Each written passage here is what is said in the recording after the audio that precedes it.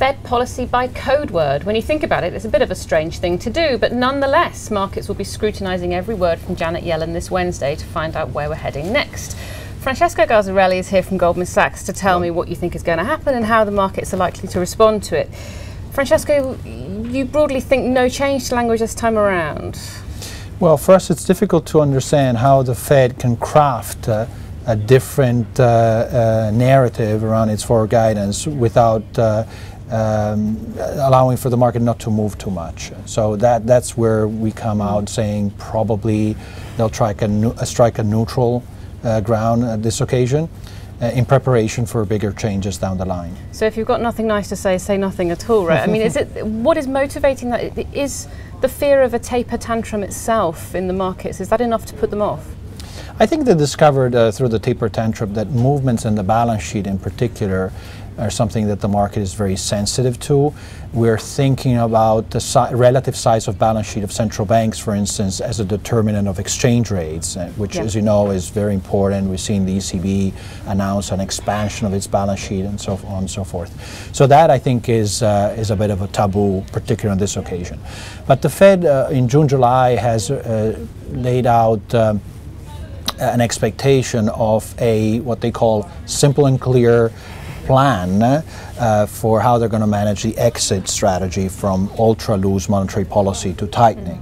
And so either this week or later on, we should be getting some information on what is this simple and clear approach. Yeah, but all things being equal, if we hear a repeat of the considerable time language, you think we're probably still on track for first, second quarter next year? I mean, what's your... Look, the economists at Goldman's have the view that it's going to be Q3. And I think the market is pretty much there, June or July, that sort of time frame. Now, Yellen spoke, or misspoke, about 6 months between the end of the purchases, which will take place in October, and the first rate hike. So that will take you actually sooner than June, probably in the late spring. Yeah. So this is where the focus on the considerable time comes into play. Yeah. So I think the knee-jerk reaction on Wednesday night will be around this particular aspect of the policy. But I think more broadly, it is important to understand how the Fed wants to manage our expectations as we go along, because at some point they will have to normalize rates. My personal expectation is that they will try to get us thinking about two things. Firstly, the moment in which they hike and how they're going to achieve better control over money market rates, but at the same time also where rates eventually will end up. So this notion of terminal rates. And that is, for instance, something that the Bank of England has managed to do pretty well in the markets. One last point, you mentioned exchange rates. I mean, the dollar has been on a tear in the run-up to this FOMC decision.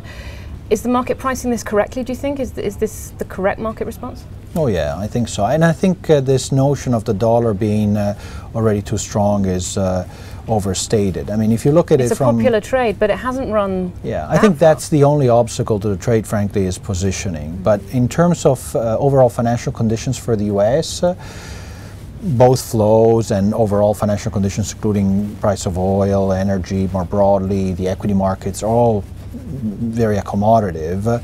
And the dollar strength is also due to special factors. Think about here the UK with this decline in sterling.